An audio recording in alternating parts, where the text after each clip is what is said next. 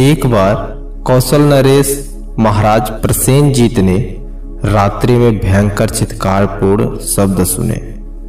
इन शब्दों में केवल एक ही अक्षर था और वे थे नी, हा, भा, ए। 4 अक्षर वाली उस करुण चित्कार ध्वनि के कारण राजा को रात भर नींद नहीं आई। वे शब्द उनके दिमाग में गूंजते रहे। प्रातःकाल होने पर राजा ने ब्राह्मणों को बुलाकर पूछा तो उन्होंने कहा, राजन, यह करुण चित्कार ध्वनि नरक के प्राणियों की है। इसको सुनने के भयंकर परिणाम होते हैं और राज्य, शरीर और यश तीनों में से एक तो अवश्य नष्ट हो जाता है। राजा ने घबराकर पूछा, हे ब्राह्मणों, मैं 4 अक्षर वाले इस भयंकर शब्द को सुनकर रात भर सो नहीं सका हूं। इस समय भी मेरे मस्तिष्क में वे ही 4 अक्षर घूम रहे हैं। इसके भयंकर परिणामों से रक्षा आपको करना ही होगा। इस पर ब्राह्मणों ने चतुर्विध बलि विधान का महत्व बताकर कहा, हे राजा, प्रत्येक योनि में से 4 प्राणियों की बलि देनी होगी।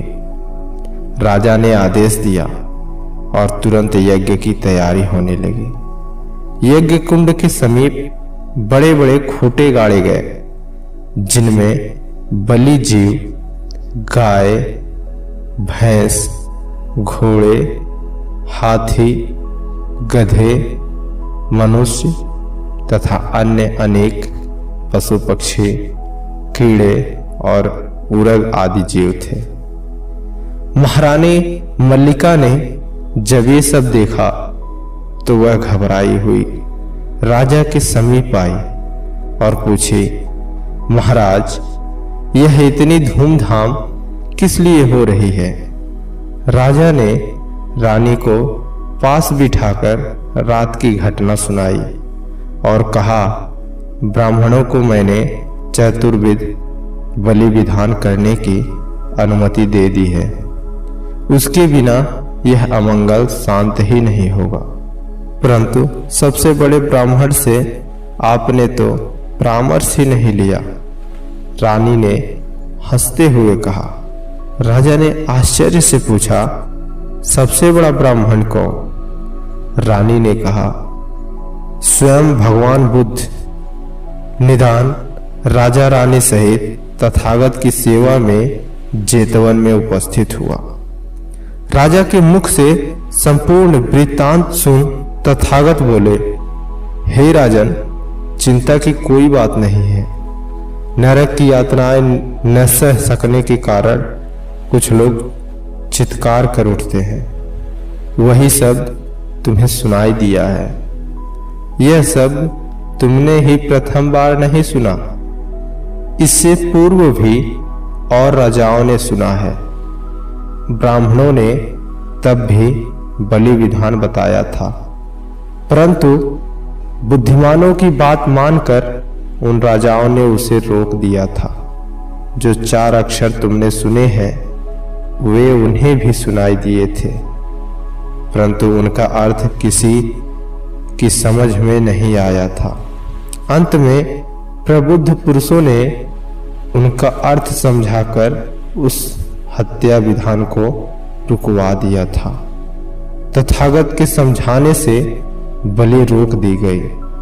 राजा की जिज्ञासा प्रकट करने पर तथागत ने नीचे लिखी कथा सुनाई।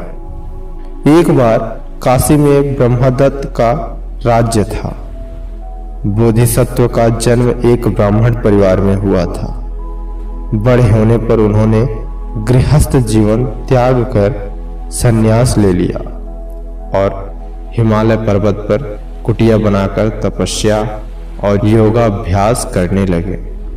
उस काशी के राजा को इसी प्रकार चित्कार ध्वनि सुनाई पड़ी और उसने भी यह 4 अक्षर सुने थे।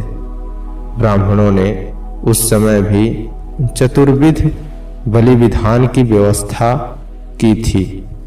बोधिसत्व को योग बल से यह सब मालूम हुआ तो इन असंख्य प्राणियों की हत्या रोकने के लिए वे योग शक्ति से तुरंत काशी जा पहुंचे और राजा को कहलाया कि उन 4 अक्षरों का अर्थ वे समझा सकते हैं।